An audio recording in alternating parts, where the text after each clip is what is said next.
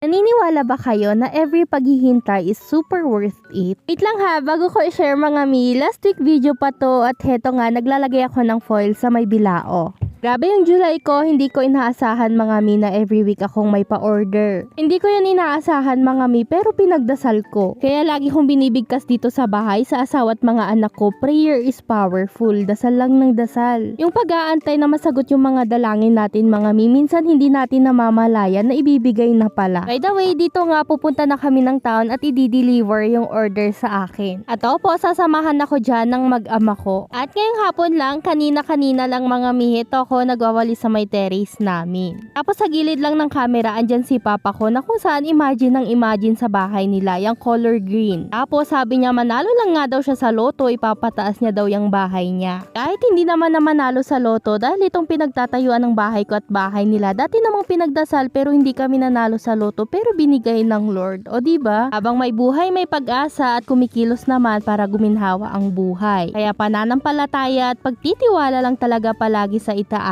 Yung anak kong panganay mahilig magpasalamat lalo na kapag ginagawan siya ng bento baon niya. Yun nga lang minsan makulit talaga at paulit-ulit lalo na kapag ka nga naghahanap siya ng damit. Nako naman. Preparing ako ng recess nila dito mga mi, grapes yung kanilang prutas at tinapay na mon de mamon yung kanilang tinapay. Hindi lahat nakakain ni Ate Krisa yan kasi pinagpapaalam niya rin mga mi na nakikishare yung mga classmates niya at okay lang naman yon kaya dinadamihan ko na din. Sa lunch niya naman kanin at fried chicken yung ulam niya dyan. Yung mga kamay ng anak ko biniyayahan din ng talento dahil magaling nga siyang mag-lettering at mag-drawing. Kaya yan, sinulatan niya ako ng bento baon. Napapansin na namin ni papa niya yon since grade 4 siya mga mi na kung saan maganda na yung sulat niya. Dito nga nagka-cut lang ako ng watermelon, buti na lang at merong natira at gamit ko nga dito yung cutter shaper. Puso nga lahat ito mga mi dahil puno ako ng pagmamahal sa mga anak ko. Aba naman. Nagdagdag lang ako dyan ng grapes mga mi at sa rice niya naman press ko lang dahil lalagyan natin ng bilog na itlog. And trinay ko nga itong seaweed na to, maganda siya mga mi dahil medyo makapal. Pinasok ko lang sa facial embosser mga mi at heto nakabuo na tayo ng smiling face. Aba naman! By the way, share ko ulit yung mga gamit ko sa bento baon. Meron itong food cutter, bento picks at lahat ng ito ilalagay ko lang yung link sa baba. Meron tayong rice molder, facial embosser, food tweezer, silicone at yung pang bed presser. O yun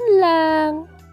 Gamit tayo ng mini donut maker dito mga mi at eto nga pala yung may 16 holes na sokani ang tatak. Alam nyo ba nung nagtitinda pa ka sa school talaga namang gamit na gamit ko itong mini donut maker ko. Ang cup ng arena nga lang pala ang gagamitin ko ngayon mga mi dahil pang recess lang naman ng mga bata. Lagay pa ako ng ibang ingredients katulad ng isang itlog, isang sachet ng gatas, asukal at baking powder. Kunting tubig lang mga mi, haluin pagkatapos strainer na natin to. Pagkatapos transfer naman sa squeeze bottle mga mi para mabilis na nga lang natin ilagay dito sa donut maker. Alay, pinainit ko muna ito ng 5 minuto tsaka ko na pinahiran mga mi ng margarine. Sobrang bilis, sobrang dali lang gamitin ito mga mi, perfect talaga siya pang business. Affordable lang naman to mga mi kaya yung link alam na nandyan lang sa baba. Pagkatapos ng ilang minuto, baliktarin lang yung mini donuts mga mi para nga po magpantay yung pagkaluto. Yung donut pwede nang kainin pero heto nagmelt pa ako ng chocolate para nga sa toppings nito. Opo, ganito lahat kadami ang nagawa ng isang cup na arena. Idip ko na nga ito sa melted chocolates mga mi at para sa toppings naglagay lang ako ng nips na nadurog. Kung nanonood ka pa hanggang ngayon, tiyak ako na nagustuhan mo to, pa-comment naman kung tagasan ka ng sagadan masyawi ma-shoutout natin sa next video. Ate Krisa naman mga mi, ganito na nga lang po yung ginawa ko sa mini donuts niya. Naglagay na rin ako ng powdered sugar, okay na to at ganito na nga ang magiging recess nila. O siya, hanggang dito na lang muna.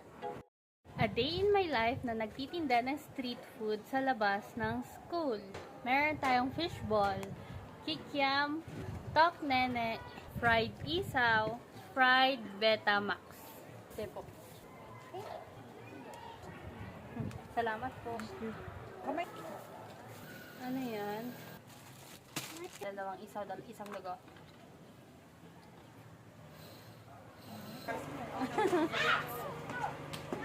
Sa'yo.